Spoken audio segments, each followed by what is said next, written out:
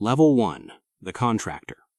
The first thing they don't tell you is that mercenaries don't call themselves mercenaries. That word will get you laughed out of every serious conversation in this industry. You say operator. You say contractor. You say private security professional. You say anything except the word that actually describes what you are, a person who has decided that their willingness to be shot at is worth more on the open market than it is in the military. You left the Army making $2,800 a month. You had 2 deployments, a combat infantry badge, and a knee that clicks when it rains from a landing you made wrong in Kandahar in 2011.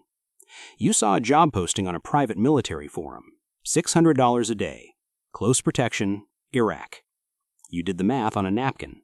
$600 a day times 90 days is $54,000. That's what you used to make in 2 years. You signed the contract without reading past page 3. Here's what page 7 said, and you found this out later. If you are captured, the company will not negotiate for your release. If you are killed, your next of kin receives a payment and a phone call from a number that will be disconnected the following morning. If you conduct yourself in a manner that attracts media attention, the company reserves the right to deny your employment entirely. You are not a soldier anymore. Soldiers have Geneva Convention protections. You have page 7. Your first week is convoy security en route Tampa between Baghdad and Fallujah. 8 hours in a vehicle that smells like dried sweat and gun oil and the particular fear smell that nobody talks about, but everyone who has been in a vehicle like this knows exactly what it is. You drink water from a bottle that gets to 40 degrees in the heat, and you eat a protein bar that tastes like chalk, and you watch the road for things that shouldn't be there. Day 4. A Suburban 3 vehicles ahead hits a pressure plate IED. The explosion is close enough that you feel it in your chest before you hear it. The vehicle flips. Your convoy stops. Your team leader, a former Rhodesian army sergeant named Kobus, who has been doing this since 1987, looks at the burning vehicle and says absolutely nothing. He puts the truck in gear and drives around it. You ask him why we're not stopping. He says, secondary device. The first one is to stop you. The second one is to kill you while you're standing outside wondering what happened to the first one. You never stop for a burning vehicle again. That night in the FOB, you call your wife. She asks how it's going. You say fine. You are covered in someone else's blood from a man you didn't know and will never know the name of. You say fine. She tells you your daughter said her first full sentence today. You say that's amazing. What did she say? She said, "Daddy gone." You hang up and you sit in the dark for a long time, and then you clean your weapon because that is the only thing you know how to do with feelings that don't have names. Level 2. The team member. 2 years in, you have developed habits that will permanently separate you from every civilian you will ever meet for the rest of your life. You sit with your back to the wall in every restaurant, every single time. It is not a choice anymore. Your body will simply not sit facing away from the door. You check the exits of every building you enter. You note the make and model and license plate of every vehicle that parks near yours more than once. You sleep in 4-hour blocks because your nervous system has decided that 6 hours is an irresponsible luxury. You wake up at 3 a.m. and lie completely still for approximately 90 seconds, doing a full inventory of every sound in the building before your heart rate drops below 100. Your therapist, the one your company requires you to see once a year for liability purposes, writes in her notes that you present as highly functional with significant hypervigilance markers. She has never been in a country where the drinking water will kill you. You smile and tell her you're sleeping fine. You are now working for a smaller PMC, more selective. The contracts are different. You are not watching roads anymore. You are going into places that have already gone wrong and extracting people before they go more wrong. Your team is 6 people. A former SAS demolition specialist from Birmingham who refers to every explosive device he builds as the package, with the same tone a baker uses for a loaf of bread. A former Spetsnaz close-quarters specialist who has not spoken about anything that happened before 2009 and never will. A former Israeli intelligence officer who can read a room, the social dynamics, the threat vectors, the exits, the loyalties, in approximately 4 seconds and is never wrong. A former Colombian Special Forces medic who can perform a chest decompression in the back of a moving vehicle in the dark with one hand. And Kobus, still Kobus, who you requested specifically because a person who has survived this industry since 1987 knows something that cannot be written in any manual. You love these people in a way you cannot explain to anyone who has not stood in a doorway at 2 a.m. in a city that wants you dead and felt the person beside you decide without words that you are going through that door together.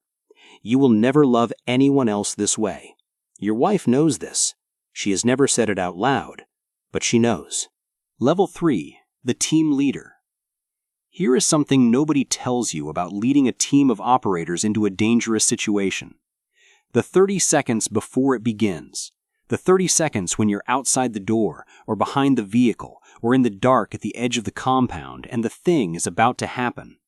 Those 30 seconds are the loneliest 30 seconds a human being can experience.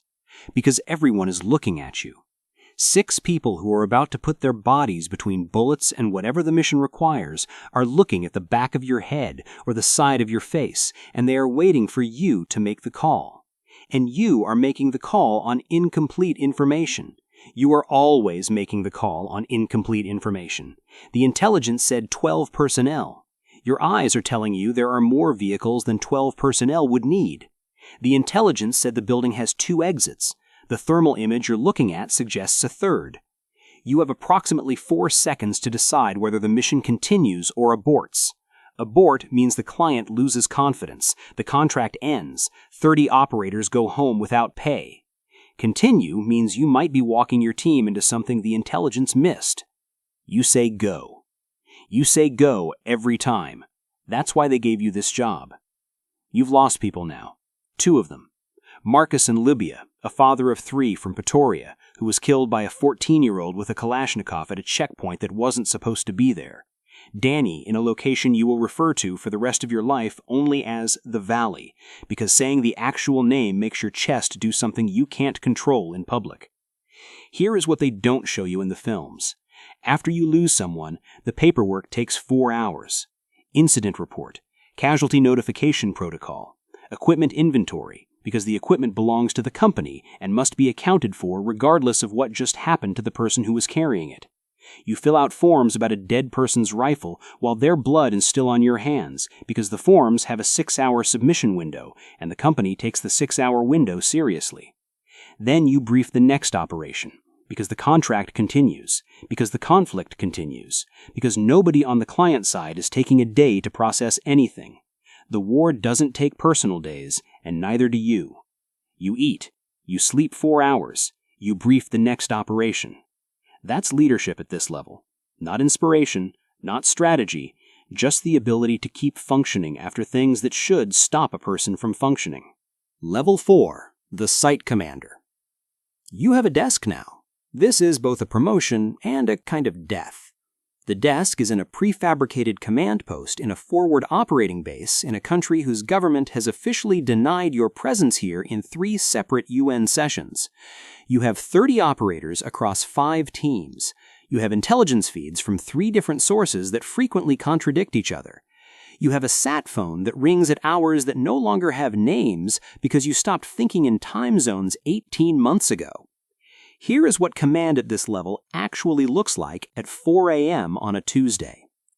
Team 2 is 3 hours into an extraction that was supposed to take 90 minutes. The vehicle they were counting on is not where it was supposed to be. You are on the phone simultaneously with the team leader in the field, a logistics coordinator in Dubai who is trying to locate an alternative vehicle, and a client representative in a government ministry in a capital city who is using the word unacceptable in every sentence. You are doing all of this while looking at a map and calculating whether the team can reach an alternate extraction point on foot before the window closes. You make 4 decisions in 6 minutes. 3 of them are correct. 1 of them costs you the vehicle, but saves the team.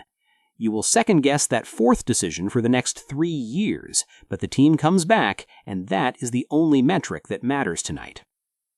Here is the thing about command that nobody tells you. You stop sleeping deeply. Not because of nightmares. Those are for people who still have the luxury of processing what they've seen. You stop sleeping deeply because your brain has decided that unconsciousness is a threat. You get 4 hours of something that is technically sleep, but feels more like a system running in low-power mode. You eat whatever is available whenever it is available. You lose the ability to taste food as a pleasure. It becomes fuel administration. You drink coffee not because you enjoy it, but because the alternative is impaired decision-making, and impaired decision-making gets people killed. Your body at this point is a logistics problem you are managing. Level 5, the Operations Director. You have not been in the field in 4 years, and the field has not left you. You run operations across 3 continents, from a floor of an office building in a city that is chosen specifically because its extradition treaties have enough gaps that certain conversations can happen here that cannot happen in London or Washington or Brussels. Your company has 400 contractors active at any given moment. You know the names of maybe 60 of them. The rest are lines in a spreadsheet that represents deployable assets. You became a line in a spreadsheet to someone once. You try not to think about what that means now that you are the someone. Here is what power looks like at this level, and it is nothing like what you imagined when you were sitting in that truck en route Tampa. A defense minister calls you, not through channels, directly, on a number that has never been written down anywhere. He has a situation in a region that is about to become a conflict, and he needs a capability that his own military cannot provide without creating a parliamentary record. You listen. You ask 4 questions. You give him a number. He says yes, or he says no. If he says yes, 43 people's lives change within 72 hours. Some of them don't know it yet. Some of them are currently eating dinner with their families in countries that are not yet involved in the thing that is about to involve them. You are not pulling a trigger. You have not pulled a trigger in 4 years, but the trigger is being pulled because of a conversation you just had, and you know it, and the minister knows it, and the 43 people whose lives just changed do not know it yet. This is what the industry looks like from the top of it. Not explosive, not dramatic, just a phone call in a quiet office, and then consequences that will take years to fully surface and will never be accurately attributed. Level 6. No flag, no country. You are 61 years old, and you have not had a conversation that you were completely honest in since approximately 2003. Think about what that means. Every relationship, every dinner, every phone call to your children who are now adults who know their father does something in security but have learned not to ask follow-up questions because the follow-up questions produce an expression on your face that ends conversations. Every interaction with every human being for over 20 years filtered through the habit of giving away only what serves the current operational requirement. You built something, a PMC that governments use when they need something done and need to be able to stand in front of a camera afterward and say they didn't do it. Your company has been on 6 continents. Your company has changed the outcome of 3 conflicts that history will record as having been resolved by diplomatic pressure or military action by state actors. That is not what happened. You know what happened. 12 other people know what happened. 4 of them are dead. There is an International Criminal Court document with your name in it that has been classified at the request of 2 permanent Security Council members. You know this because one of those members told you directly, in the context of explaining why you would never be prosecuted, which was also the context of explaining why you would never be free of them. That is the thing about reaching the top of this particular industry. You don't retire. You don't cash out and move to a beach somewhere. The information you carry is too valuable and too dangerous for anyone to allow you to simply become a civilian again. You are a kept secret, expensively maintained, carefully managed, genuinely dangerous to too many people for anyone to move against you, and genuinely too compromised by too many relationships to move against anyone else. You eat breakfast alone every morning. Eggs, black coffee.